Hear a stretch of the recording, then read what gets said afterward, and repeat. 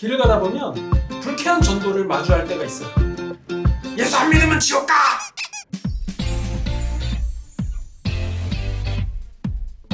확성기를 사용해서 지나치게 큰 소리로 전도하는 사람들, 불쾌한 소리로 뭔가 화가 난 듯이 호통치면서 전도하는 전도인들, 전도주를 막 몸을 들이밀면서 전도하는 전도인들, 물건 강매?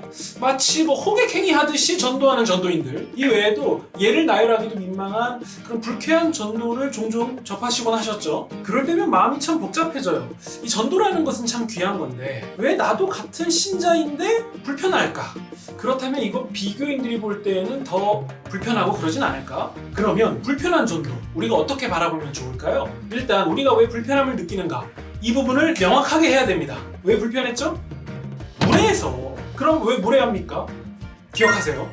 전도 대상자를 향한 섬김과 존중, 사랑이 빠졌기 때문에 그래요. 그래서 불편함과 불쾌함을 느끼게 되는 거죠. 이걸 좀 더 섬세하게 표현하면요, 전도 대상자를 향한 사랑보다 사역, 일 자체가 더 앞섰기 때문이에요. 이런 전도를 부르는 말이 있습니다.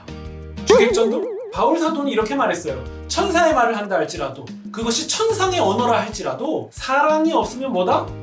요란한 소음. 심지어 그것이 하나님께로부터 내려온 선물, 곧 은사라 할지라도 사랑, 곧 지체를 존중하고 배려하는 사랑 없이 하는 거라면 뭐다?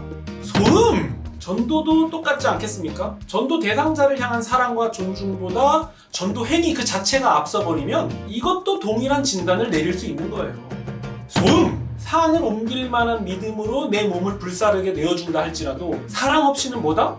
아무런 유익이 없다. 그래서 이 말씀을 기억해야 됩니다. 사랑은 무례히 행하지 아니하고, 전도가 잃어버린 영혼을 향한 하나님의 사랑을 전하는 것이라면, 전도가 영혼을 사랑하는 마음을 가지고 하는 것이라면 결코 무례해선 안 됩니다.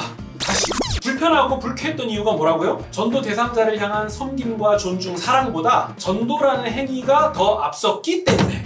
예수님께서 70인 전도대를 파송하신 적이 있어요. 그들에게 어느 집에 가든지 항상 먼저 해야 될 것을 당부하시는데요, 그것은 이 집이 평안하기를 빕니다 라는 인사였어요. 다짜고짜 대문을 열면서 예수 안 믿으면 지옥!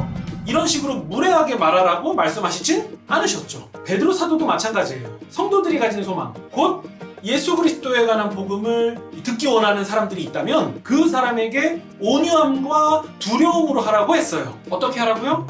온유함과 두려움. 그러니까 전도 방법은 사랑 가운데 무례히 행하지 않는 방법이어야만 합니다. 이런 관점으로 보면 그 빨간 피켓에 적혀있는 예수천당 불신지옥, 이런 말도 전도 대상자들의 정서에 걸림이 되지 않도록 바꿀 필요가 있는 거죠. 과거에는 그 구호가 탁월했을지 몰라도 지금은 그렇지가 않잖아요. 과거의 학교에서는 사랑의 표현으로 몽둥이를 쓰기도 했거든요. 그러면 지금도 사랑의 표현으로 사랑의 매를 써도 되겠습니까?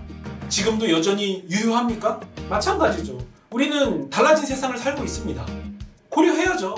물론 이렇게 말씀하시는 분들도 있습니다. 복음은 선포입니다.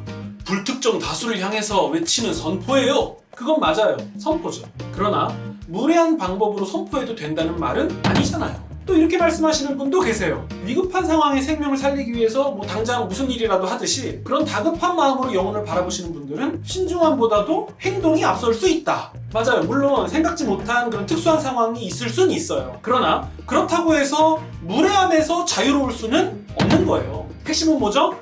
그럼에도 무례하지 않아야 한다. 성경은 이렇게 말하죠. 모든 것이 가하나 모든 것이 유익한 것은 아니다. 진정성이 있고 열정으로 했다고 해서 다 해도 되는 것은 아닙니다. 바울 사도는요, 정당한 권리, 정당한 일도 남에게 걸림이 되면 포기하겠다고 말했습니다.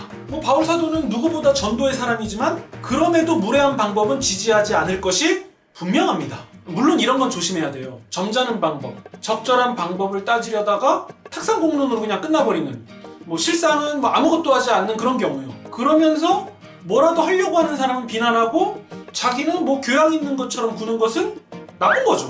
그러니까 이 무례히 행하지 않으려는 전도 방법을 말하는 그 의도가 부족한 방식으로라도 전도하려고 하는 사람들의 진정성과 열정, 수고를 폄훼하는 방향으로 가는 것은 안 됩니다. 우리가 믿는 복음과 같은 내용의 복음을 말하는 사람이라면 싫든 좋든 그가 우리와 같은 편이라는 사실은 부인할 수 없죠. 사실 우리는 그 복음을 믿고 구원을 받은 거잖아요.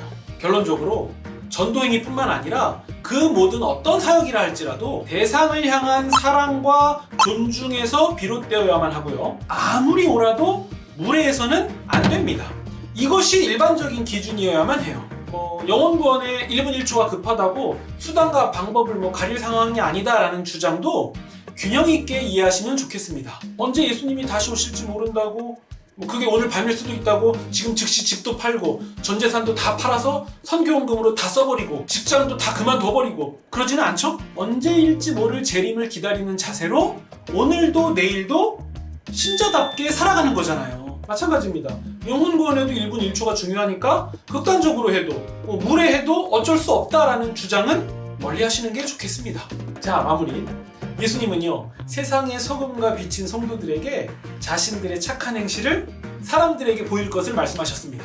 신자들이 세상을 감화시키는 아름다운 일로 하나님이 영광 받게 되실 겁니다. 그러면서도 이 감화는 무례함으로는 이룰 수 없다는 점도 기억하시면 좋겠습니다.